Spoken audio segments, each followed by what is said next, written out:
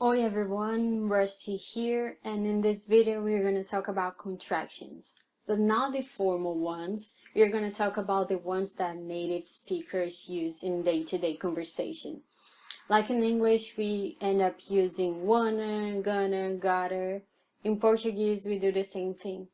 I think in most languages, if not in every language, we have a tendency to reduce the length of words and make it like simple. I don't know what happens, but it's natural. It happens a lot, and I want to talk about this in this video. So without further ado, let's get to it.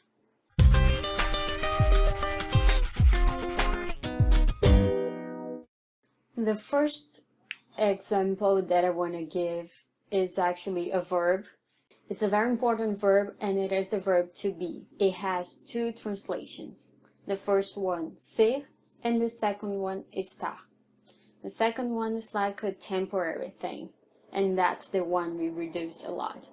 So the verb is estar, and it goes like this. Eu estou, tu estás, ele está. Nós estamos, vós estáis, eles estão.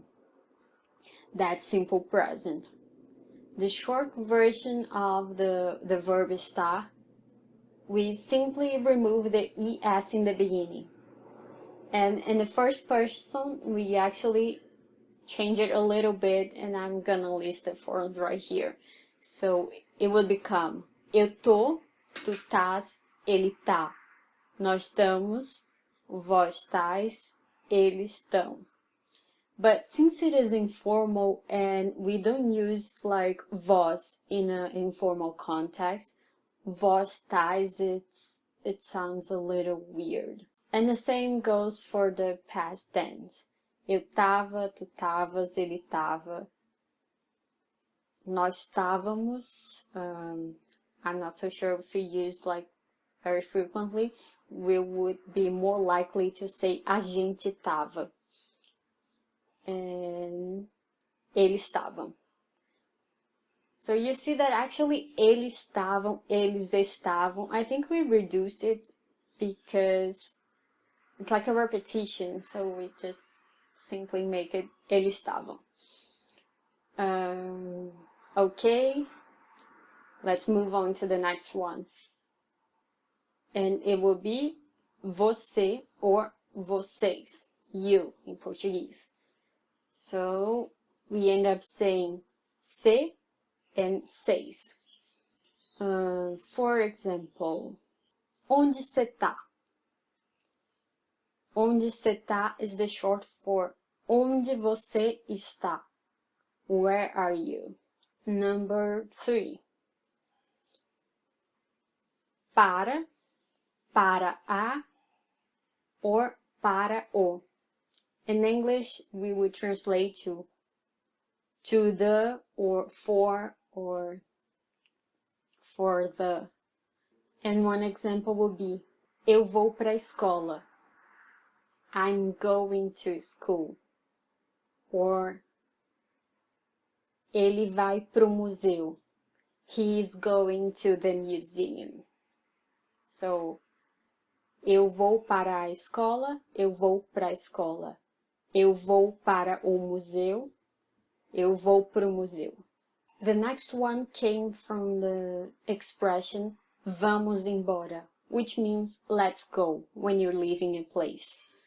So vamos embora means let's go, but the contraction of this would be vambora.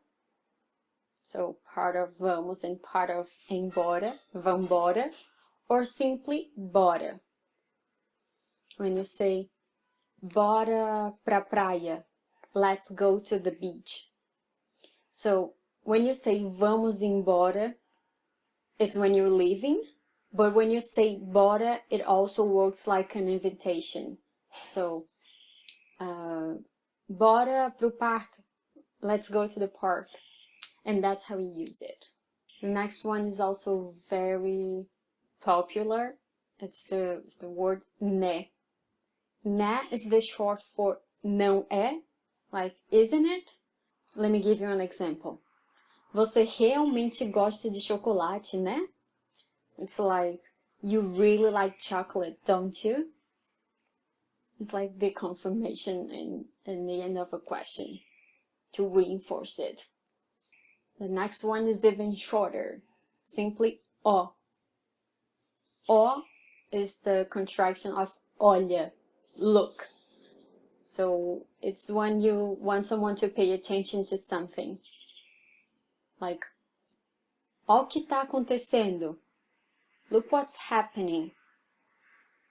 I just remember there's an expression like uó, but it has nothing to do with olha.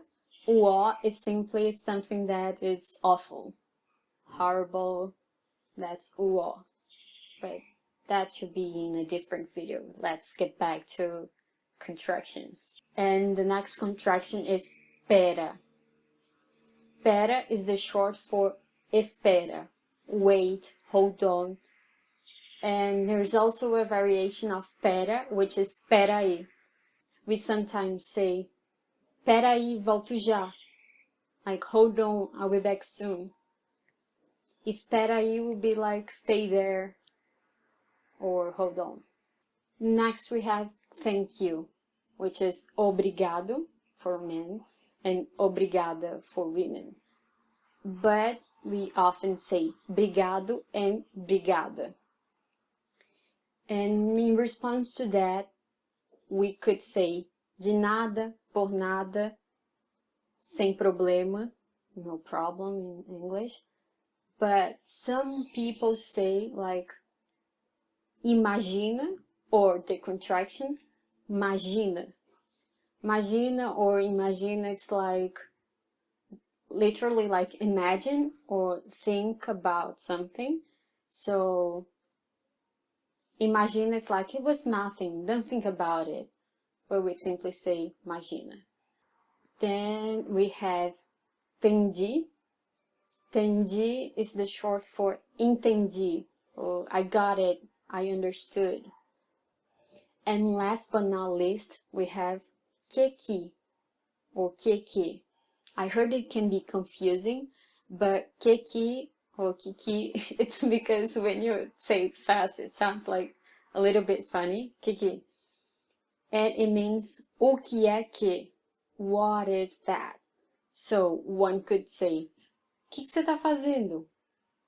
And it means, what are you doing? O que é que você está fazendo? E que você tá fazendo? So that's a wrap. I hope you liked the video. Even if you don't want to use like those words, those contractions, if you think they're too informal, it's good to know what they mean so you will be able to understand more people. If you have any suggestions or comment, leave it on the comment section below, and I hope to see you next time. Ciao, ciao.